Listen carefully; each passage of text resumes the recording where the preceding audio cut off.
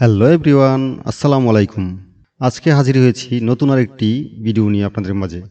দেশ ও দেশের বাহির থেকে যারা এই ভিডিওটি দেখছেন, পাঁচফোরন ব্লগের পক্ষ থেকে সকল দর্শকদের জানাই স্বাগতম। বিশ্বের বৃহত্তম সমুদ্র সৈকত গিয়ে এবার আমরা কিছুটা সময় কাটাবো, সেই সাথে আপনাদেরকেও নিয়ে যাব সেই সমুদ্র সৈকতে। কক্সবাজারের এই অপার সৌন্দর্য দেখতে প্রতিদিন প্রতি বছর লাখ লাখ পর্যটক ভিড় করে থাকে এই নৈসর্গিক সৌন্দর্য উপভোগ করার জন্য। এই কক্সবাজারে রয়েছে বেশ কিছু দর্শনীয় স্থান। সবগুলো দর্শনীয় স্থান ঘুরে দেখতে হলে আপনাদের বেশ কয়েকদিন কক্সবাজারে অবস্থান করতে হবে অথবা বেশ কয়েকবার যেতে হবে, তাহলেই ওই সকল দর্শনীয় স্থানগুলো ঘুরে দেখা সম্ভব হবে। আমরা ধারাবাহিকভাবে বেশ কিছু স্থানের ভিডিও চিত্র আপনাদের মাঝে তুলে ধরার চেষ্টা করব। ওই সকল স্থানগুলো দেখতে হলে আমাদের সঙ্গে থাকুন। আপনি যদি এই চ্যানেলে নতুন দর্শক হয়ে থাকেন, তাহলে পরবর্তী ভিডিওর আপডেট পেতে চ্যানেলটি এখনই সাবস্ক্রাইব করে পাশে থাকা নোটিফিকেশন বেল আইকনটি প্রেস করে রাখুন, যেন আমি নতুন কোনো ভিডিও আপলোড করার সাথে সাথে আপনাদের কাছে সেই নোটিফিকেশনগুলো পৌঁছে যায়। আমরা এখন আছি কমলাপুর রেল স্টেশনে। আমরা এখন যাত্রা করব কমলাপুর থেকে কক্সবাজারের উদ্দেশ্যে। এখন আমি অবস্থান করছি ঢাকা কমলাপুর রেল স্টেশনে। এ হলো আমাদের ট্রেন। এখন আমরা আমাদের নির্ধারিত বগিতে গিয়ে আমরা আসন গ্রহণ করব। ট্রেনটি ছাড়ার সময় হয়ে গিয়েছে। অল্প কিছুক্ষণের মধ্যেই আমাদের ট্রেনটি কক্সবাজারের উদ্দেশ্যে রওনা হবে। আমাদের ট্রেনটি ঢাকা কমলাপুর রেল স্টেশন থেকে রাত 10টায় ছেড়ে যাবে কক্সবাজারের উদ্দেশ্যে। আর এই ট্রেনটি শুধু দুটি মাত্র স্টপেজে যাত্রা বিরতি করবে, তা হলো ঢাকা বিমানবন্দর রেল স্টেশন আর আরেকটি হলো চট্টগ্রাম রেল স্টেশন। এই দুটি স্থানে এই ট্রেনটি যাত্রা বিরতি করবে। আর আমরা ভোর সকাল 7টার মধ্যে কক্সবাজারে পৌঁছে যাব। আমরা ট্রেনে উঠে গিয়েছি। এই হলো আমাদের ট্রেনের ভিতরের পরিবেশ।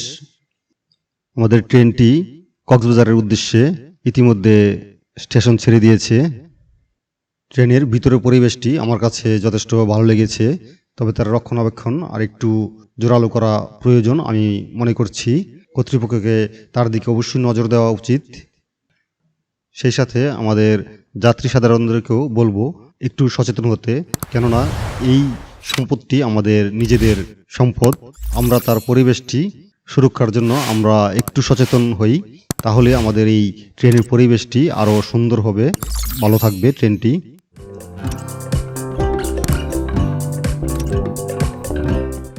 আমরা এখন অবস্থান করছি চট্টগ্রাম রেলওয়ে স্টেশনে। এ হলো চট্টগ্রাম রেলওয়ে স্টেশনের রাতের দৃশ্য।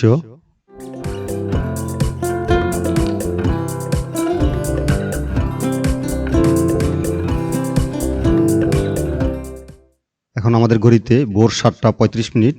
এখন আমরা চলে এসেছি কক্সবাজার রেলওয়ে স্টেশনে। এ হলো আমাদের কক্সবাজার রেলওয়ে স্টেশনের প্ল্যাটফর্মের পরিবেশ।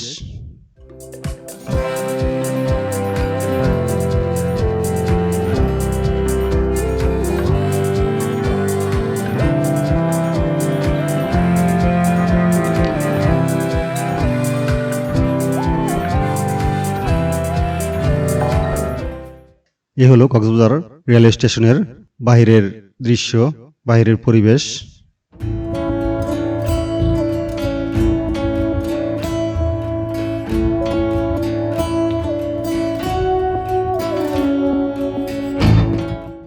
স্টেশন থেকে বের হয়েই আপনারা এখান থেকে অটোরিকশা করে যেতে পারবেন আপনাদের সমুদ্র সৈকতে।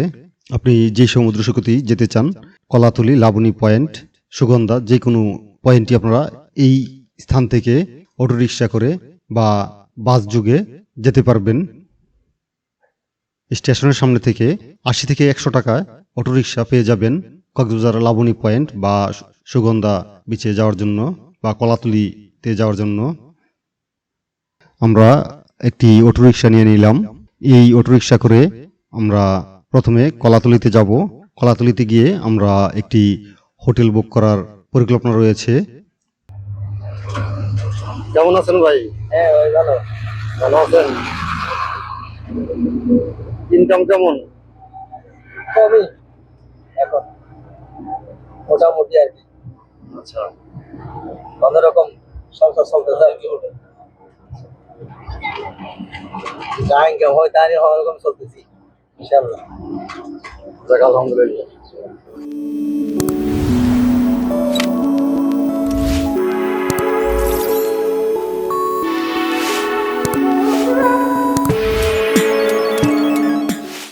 আপনারা যদি আগে থেকে হোটেল বুক করে থাকেন তাহলে সেই হোটেলে সরাসরি চলে যাবেন।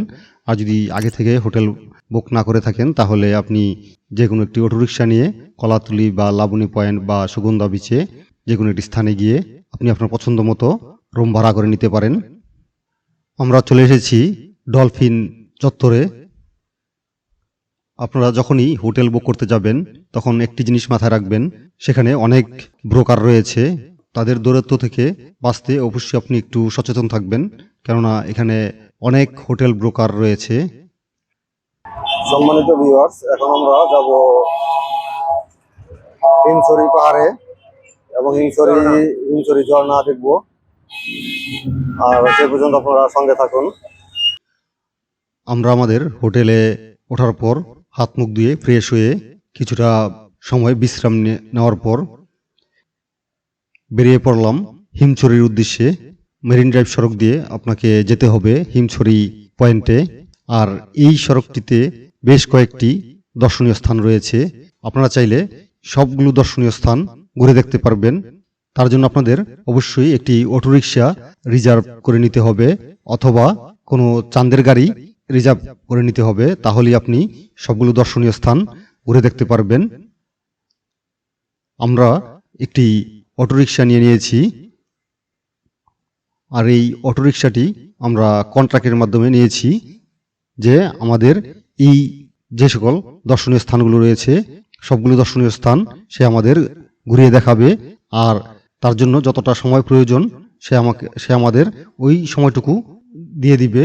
আর আমরা যখনই তার সাথে কন্ট্রাক্ট করব ওই কন্ট্রাক্টের সময় বলে দিতে হবে যে আমরা এতটার মধ্যে ব্যাক করব। তাহলে আপনি অটোরিকশার যেই হ্যাসেল আছে, যেই তাদের সাথে যে ভাড়া নিয়ে যেই হ্যাসেলটা রয়েছে এই হ্যাসেলটা থেকে মুক্তি পাবেন। আমরাও সেই কাজটা করেছি। ঠিক একইভাবে আপনারা যদি একটি অটোরিকশা বা একটি চাঁদের গাড়ি কন্ট্রাক্টে নিয়ে নেন তাহলে আপনাদের ঘোরাটা অনেকটা স্বাচ্ছন্দ্য বোধ করতে পারবেন।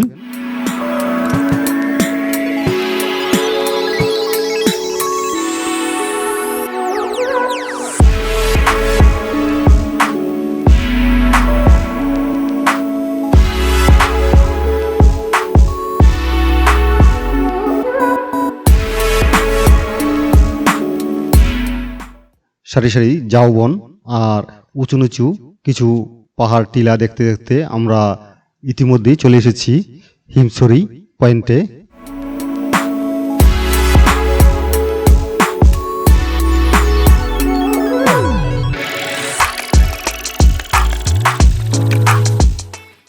এখন আমরা ঘুরে দেখব হিমছড়ি পয়েন্টটি।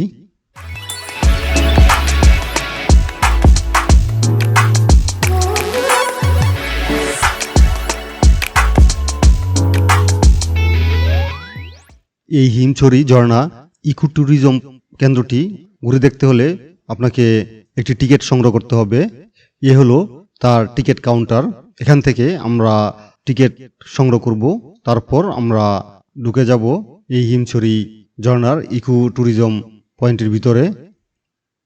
এ হলো আমাদের টিকিটের মূল্য 30 টাকা। আগে একটা সময় এই হিমছড়ি ঝর্ণার এরিয়াতে প্রবেশ করতে কোনো টিকিটের প্রয়োজন ছিল না।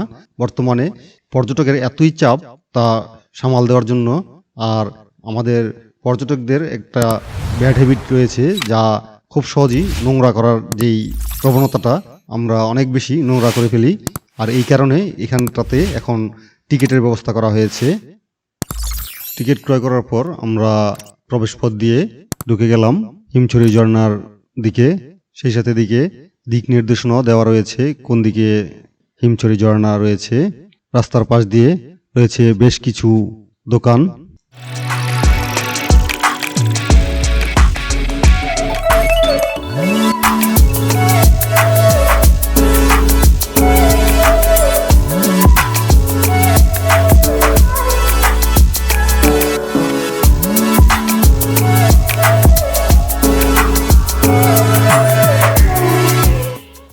এ হলো হিমছড়ি ঝর্ণা।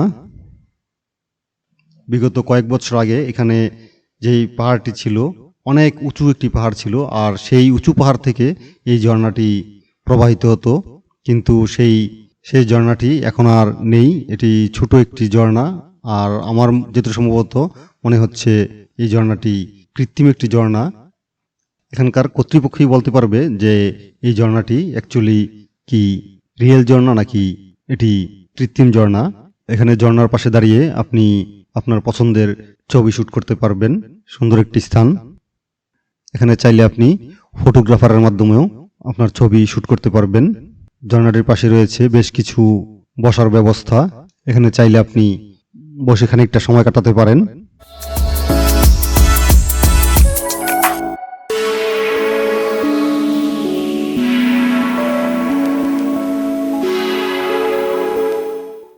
রয়েছে বেশ কিছু ফ্রেশ ফলের দোকান।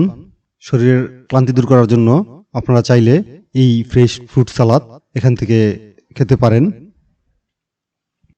এবার জেনে নিব কিভাবে আপনারা কক্সবাজারে যেতে পারেন। ঢাকা থেকে কক্সবাজারে যেতে হলে আপনাদের যেতে হবে ট্রেন অথবা বাসে করে। ঢাকা থেকে বেশ কিছু নামি দামি বিলাসবহুল বাসের সার্ভিস রয়েছে, আপনারা সেগুলো দিয়ে কক্সবাজারে যেতে পারেন, অথবা ট্রেন যুগেও আপনারা কক্সবাজারে যেতে পারেন। রয়েছে বেশ কিছু শোপিসের দোকান, হাতে কারুকাজের দোকান, এগুলো থেকে আপনারা আপনাদের পছন্দ মতো জিনিস ক্রয় করতে পারেন। তবে সাবধান থাকবেন, এগুলোতে অনেকটাই চড়া দাম চাওয়া হয়, সেই দিকটি লক্ষ্য রেখে আপনারা এখান থেকে পণ্য ক্রয় করবেন। দেশের যে কোনো স্থান থেকে আপনারা খুব সহজেই কক্সবাজারে যেতে পারেন। বাস অথবা যেসব এলাকা থেকে ট্রেন চলাচল করে থাকে সেসব এলাকা থেকে ট্রেন যোগে আপনারা কক্সবাজারে যেতে পারবেন। আর এই ট্রেনের টিকিটটি আপনারা অনলাইনেও কাটতে পারবেন। তার জন্য আপনাকে 8 থেকে 10 দিন আগে অনলাইনে টিকিটটি ক্রয় করে নিতে পারবেন।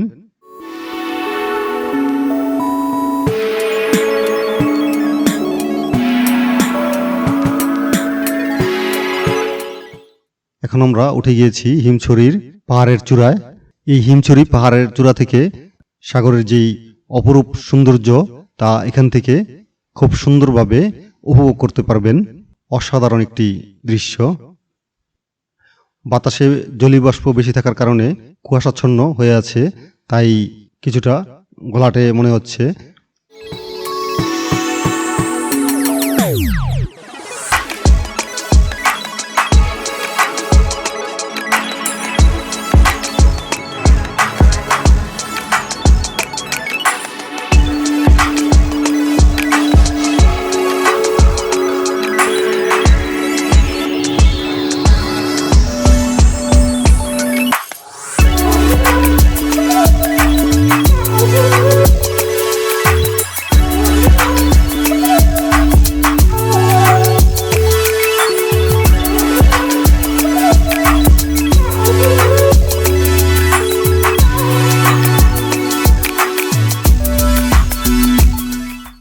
এখন আমরা বিদায় নিব এই হিমছড়ি ট্যুরিজম ইকো পার্ক থেকে।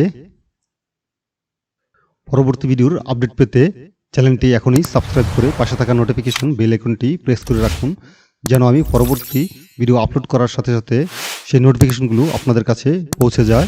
শীঘ্রই দেখা হবে এই কক্সবাজার ট্যুরের পরবর্তী পার্ট নিয়ে। সে পর্যন্ত ভালো থাকুন, সুস্থ থাকুন, সেই কামনায় এখানে বিদায় নিচ্ছি। আল্লাহ হাফেজ।